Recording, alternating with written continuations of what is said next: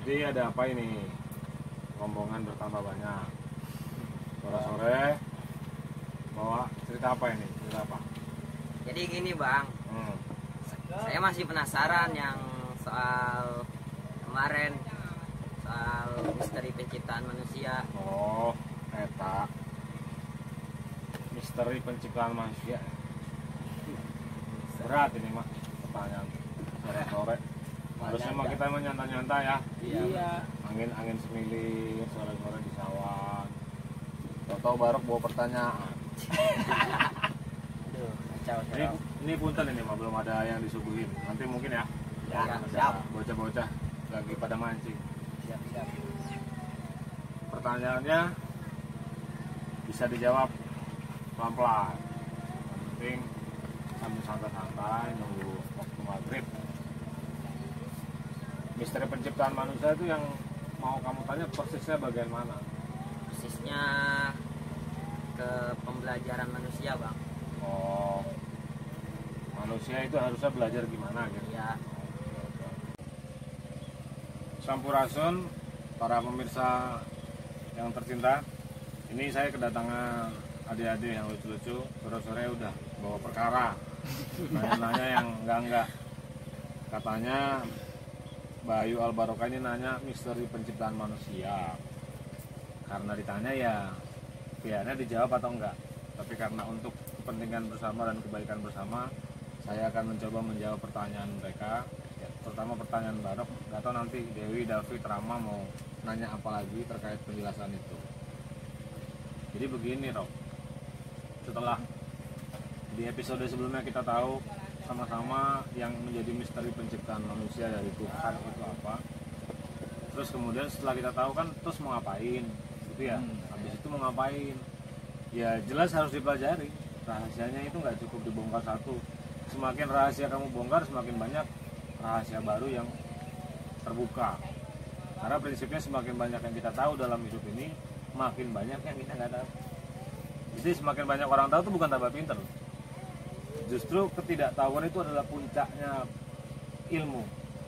Semakin tinggi ilmu manusia itu semakin tidak tahu apa-apa dia tentang kehidupan ini.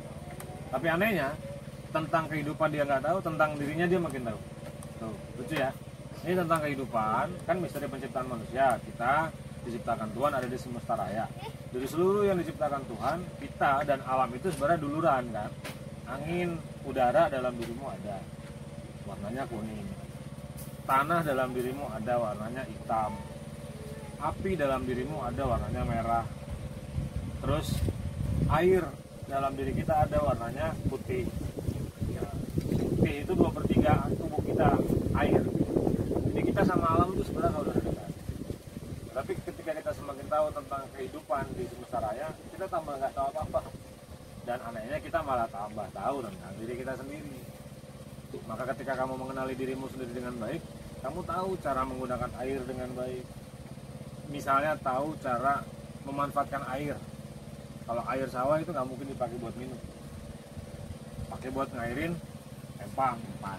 Kalau air laut nggak mungkin dipakai buat masak, karena isinya garam.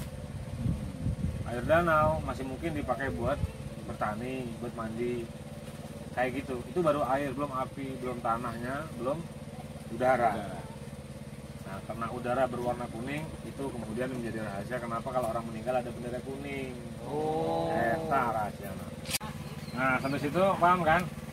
Itu salah satu rahasia leluhur kita yang udah nggak kedengeran lagi. Kita belum ngomongin hitam, merah, putih.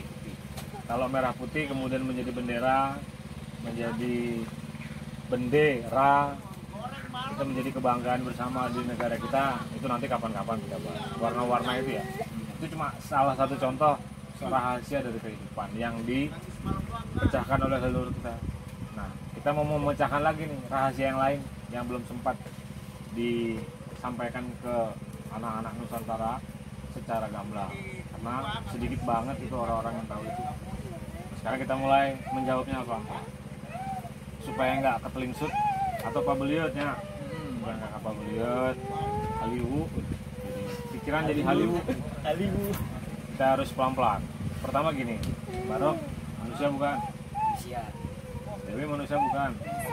David? Manusia, Bang. Benar, Rama manusia. Sementara kita sepakati kalian semua manusia. Tapi ternyata dalam kehidupan sehari-hari kita nggak pernah menonjolkan sisi itunya. Yang ditonjolkan apa?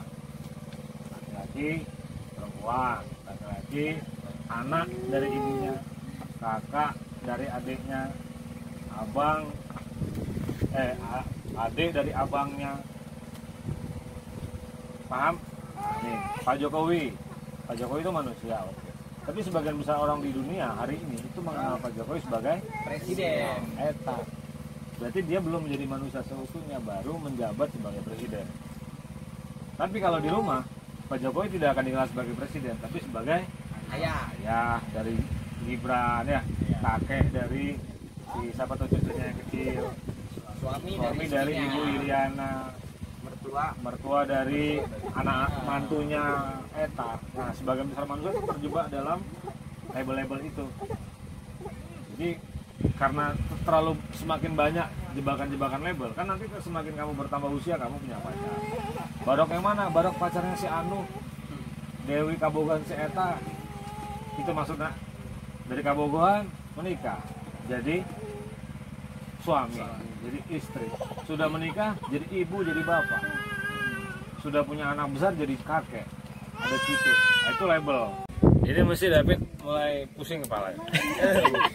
Padahal kita belum jauh tuh, Fit. Baru sampai segitu doang.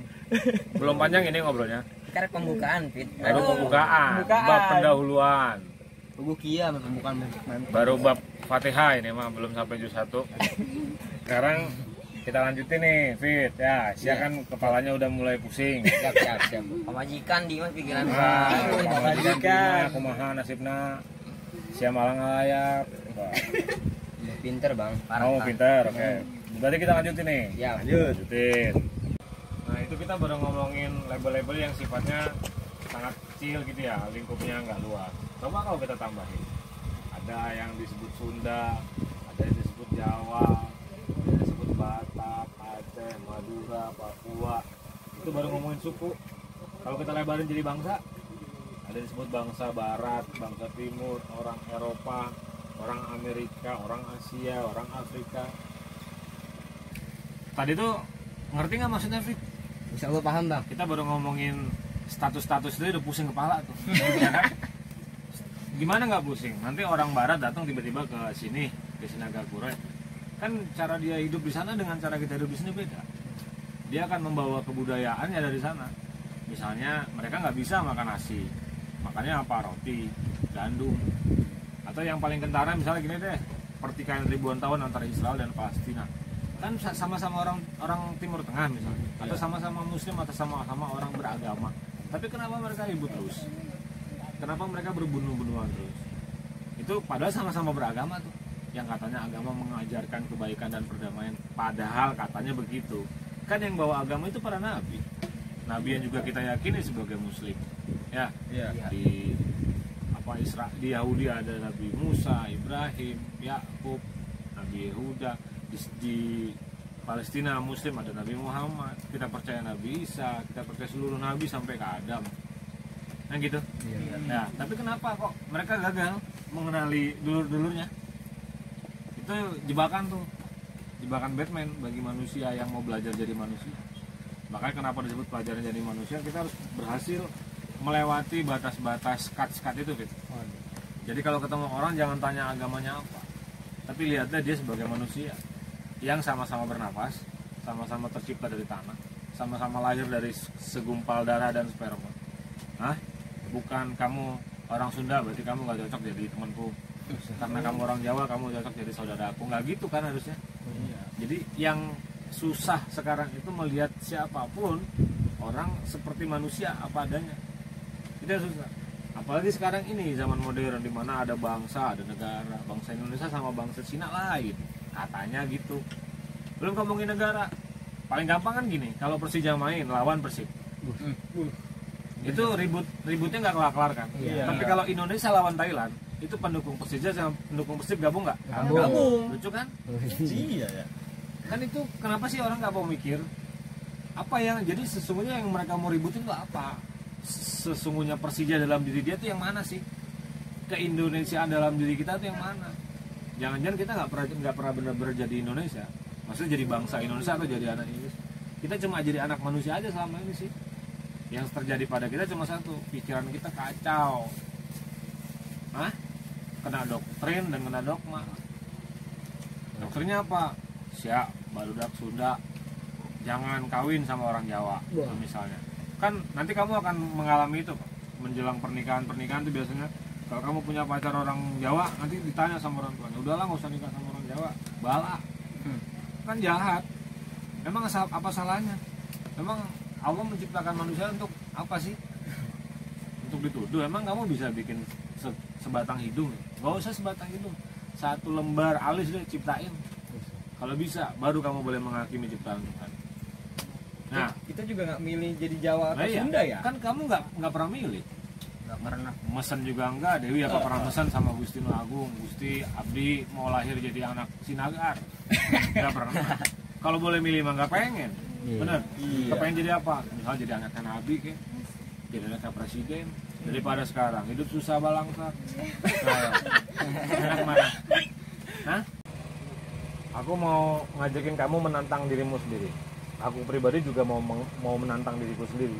Kira-kira kalau nanti aku punya anak, kalian punya anak, kalau nggak usah kita kasih tahu ada namanya agama Islam, nggak usah kita tahu ada namanya Sunda, Jawa, Amerika, kira-kira jadi apa deh? Aku yakin dia akan menjadi seperti Adam, murni seperti pertamanya itu. Kan Adam waktu diciptakan Tuhan nggak bilang Dam, agamamu Islam ya Dam ya. Terus nanti kamu bangsanya Timur Tengah ya? Enggak. Yakin aku? Nggak bakalan.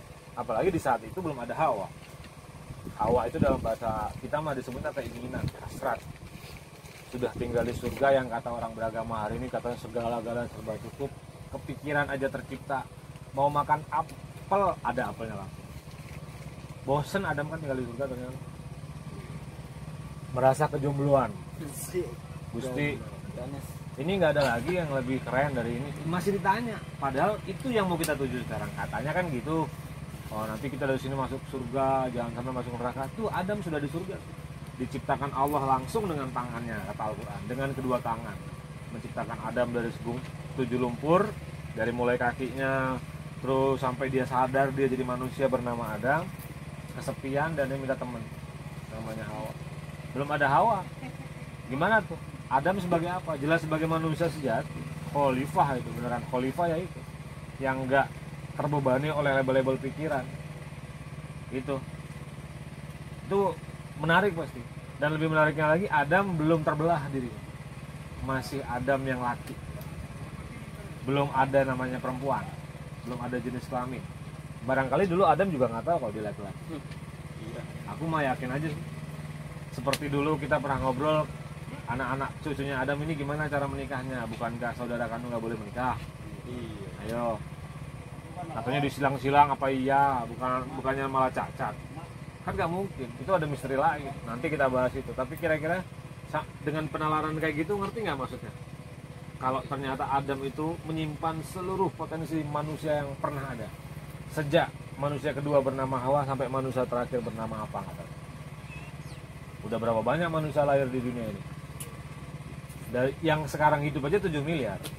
Yang udah meninggal dan yang akan datang setelah kita. Ini kalau aku meninggal, kalian meninggal, akan lahir manusia lagi. Ada. Berapa banyak? Minum aja maksudnya. Hah? Gitu. Sebelum aku bertambah jauh, ada yang mau ditanya nggak ini? Aku bang. Nah, gimana? Kak? Jadi kan tadi kan abang menjelaskan tentang hubungan manusia dengan semesta dan dengan alam gitu kan. Nah ketika hubungan manusia dengan alam itu sudah serasi, otomatis tidak akan ada lagi pencemaran air, pencemaran udara, pencemaran apa segala macam itu ya. Terus? Karena dia sudah tahu apa namanya penggunaan udara itu untuk apa, ini untuk apa gitu kan. Ya. Nah, ketika pencemaran itu semakin banyak, maka bisa juga dikatakan manusia semakin banyak juga yang tidak serasi hubungannya sama alam, bukan begitu ya Pak? Iya. Yang terjadi hari ini gitu. Ya maaf kata aja kalau kita mau agak pakai bahasa yang lebih tepat ya. Banyak cacing jalan doang sekarang. Dari manusia HS atau heset? Heset. Susah sekarang jadi manusia itu. Yang benar-benar manusia dan yang mau memanusiakan manusia lain. Itu buktikan saja dari dalam perjalanan hidup kalian. Kalau nanti kamu dapat kesempatan keluar negeri dari Indonesia atau ke pulau lain. Tapi selama di Indonesia insya Allah masih aman deh. Aku udah ngerasain itu dari mulai Aceh sampai ke Papua, Miangas ke Pulau Rote. Dimanapun kita berada, selama wajahmu ini masih wajah Nusantara, kamu akan disambut dengan senyum, dijamu, disuguh. Dia dijadikan sedulur, bertukar-tukar cerita macam-macam. Tapi kalau luar negeri sana agak sulit karena satu dan lain hal. Nanti kapan-kapan kita bahas apa yang terjadi dengan mereka. Karena sesungguhnya mereka itu sebenarnya saudara kita yang hilang. The lost generation, missing link. Makanya sebagian besar orang di dunia itu berlomba-lomba masuk ke negeri kita ini untuk mencari leluhurnya yang hilang. Nanti kita akan membahas satu tema lain. Ini buat bocoran aja. Islam itu salah satunya adalah menurut keyakinan dan penelitianku sendiri, itu anak hilang yang lama pergi dan kembali pulang ke rumah ibunya. Ini di sini. Makanya agama Islam tumbuh subur di sini. Wajar kalau Muslim terbesar di dunia ada di Indonesia, ya, bukan di Arab. Padahal nabinya dari Arab. Nanti kapan-kapan kita bahas tuh. Anak hilang yang lama pergi pulang ke rumah. Siap bang? Siap. Biar songnya berkah. Barokah, amin. Subscribe deh, subscribe. Siap. Subscribe. Siap. Ambil aja santret. Nah, ini kita lanjutkan tadi ya. Jadi nanti kapan-kapan kita akan bahas itu. Tapi karena temanya sekarang adalah pelajaran jadi manusia, pertanyaan dan pernyataan Rama itu pantas untuk kita renungkan dan kita pelajari. Dewi, nanti kalau berantem sama suaminya jangan bilang nggak pernah sih ngerasain jadi perempuan. Nggak bisa gitu. Nya juga punya perasaan sedih Dewi. Atau David nanti ketika bertengkar sama istrinya jangan bilang kamu nggak tahu sih susahnya jadi laki-laki. Bukan. Jadi sesungguhnya kalau kamu pakai contoh, kamu mengerti penjelasanku tadi, Adam itu dulu di dalam dirinya pernah ada perempuan, ada Hawa, dikeluarkan sama Gusti Allah. Sudah dikeluarkan apa hilang? Enggak, ada bekasnya. Seperti kalau air ini aku buang semua, ada nggak bekas basahnya di dalam? Ada. Nah, anggap ini Adam, air itu Hawa dikeluarkan sama Gusti Allah, kan basahnya masih ada. Makanya ketika Ibu Hawa nangis, sedih, Adam bisa ngerasain. Pun nanti ketika ibu kita, bapak kita, adik kita, suami, istri, anak-anak mengalami hal yang pernah kita alami, karena Barok dan aku sama-sama punya rasa. Dewi dan David dan Rama sama-sama punya rasa. Perjalanan hidup manusia itu adanya di rasa-rasa itu. Itu pelajaran yang lain lagi nanti. Tapi nanti ini kan kita baru ngomongin bab-bab pembukanya nih. Nah tadi David katanya punya pertanyaan. Nah pertanyaannya.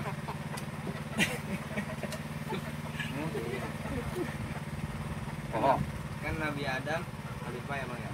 Terus kalau Nabi Muhammad itu apa? Nabi Muhammad tuh insan kamil.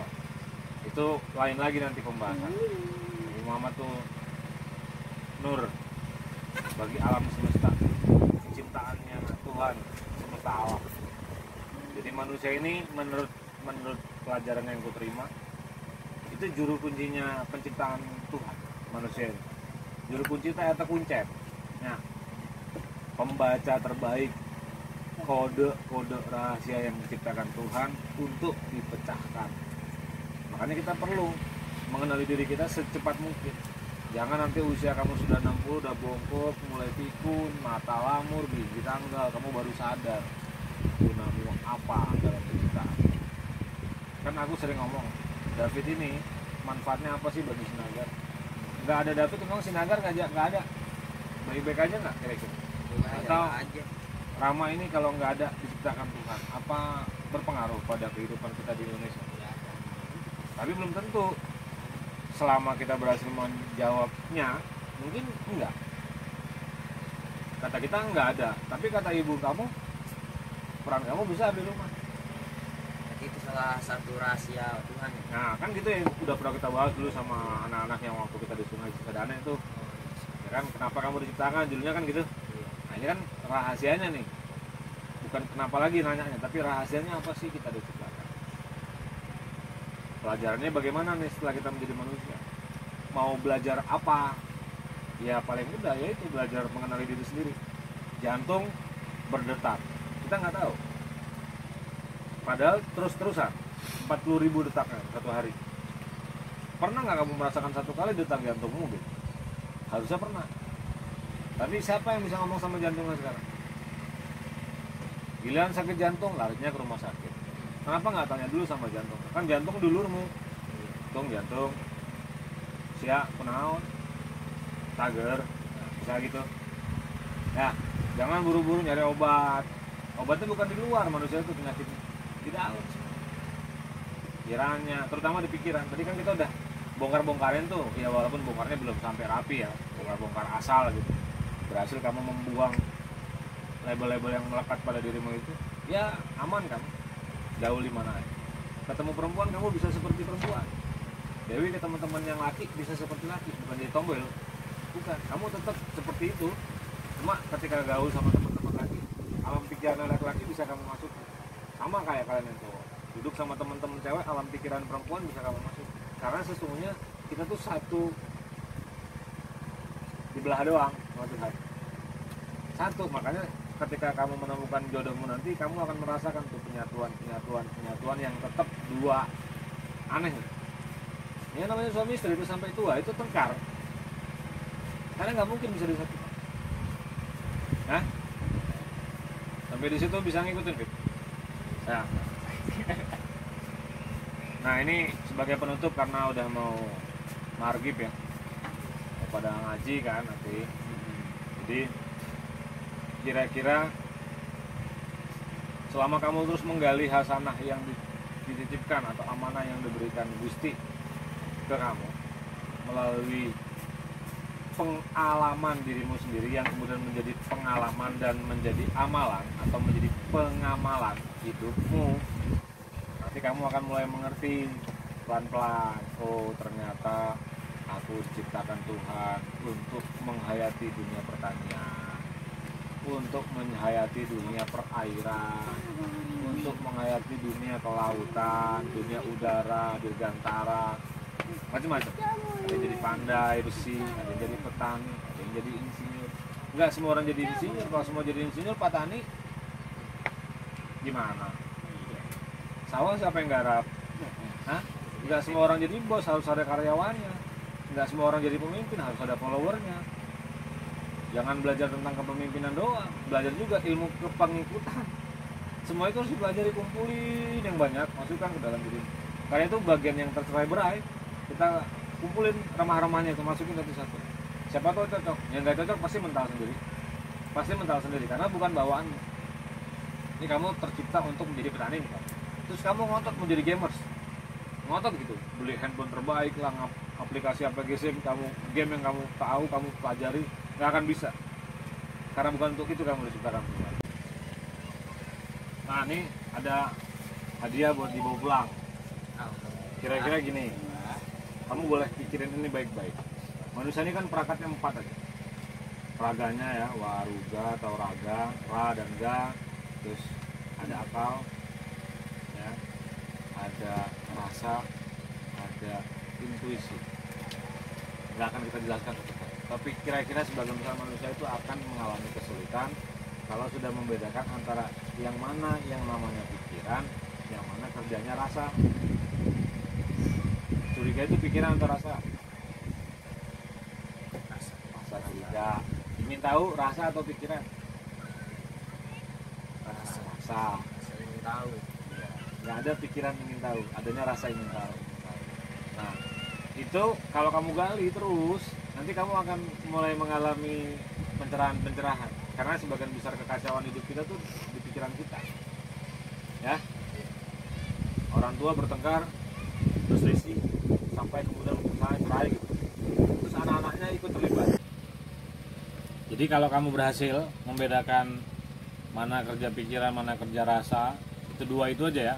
Itu kemungkinan terbesarnya kamu akan menemukan kesejatian dirimu sebagai manusia, dan kamu akan mengalami pencerahan hidup. Rahasianya agama berhasil kamu pecahkan, rahasianya kehidupan berhasil kamu pecahkan, dan ketika semua berhasil kamu pecahkan, kamu akan mengalami penerimaan luar biasa pada hidup, dan kamu akan menganggap hidup adalah anugerah terindah yang tidak bisa diulang untuk kedua kali. Sekali kamu menjadi manusia, setelah itu kamu akan pergi selamanya, nggak kembali lagi ke sini. Tapi kemana? Ke satu tempat yang kita nggak bisa bahas di sini. Tapi ketika kamu meninggalkan tempat ini, kamu akan dengan ikhlas meninggalkannya, karena semua sudah kamu pelajari. Hatur nuhun Gusti Nu Agung, sudah diberi kesempatan saya menjadi manusia, makhluk terbaik yang kau ciptakan di jagat raya. Nggak diciptakan jadi belut, nggak diciptakan jadi kambing, nggak diciptakan jadi kampret, tapi diciptakan jadi manusia, jelma. Ya, itu ya. Siap. Paham sampai di sini? Alhamdulillah. Oke pemirsa, demikian dari kami, dari saya terutama Presiden Republik YouTube. Hatur nuhun sadayana. Tong hilap, like, comment, and subscribe. Sampurasun. Rahayu Sagung Dumadi.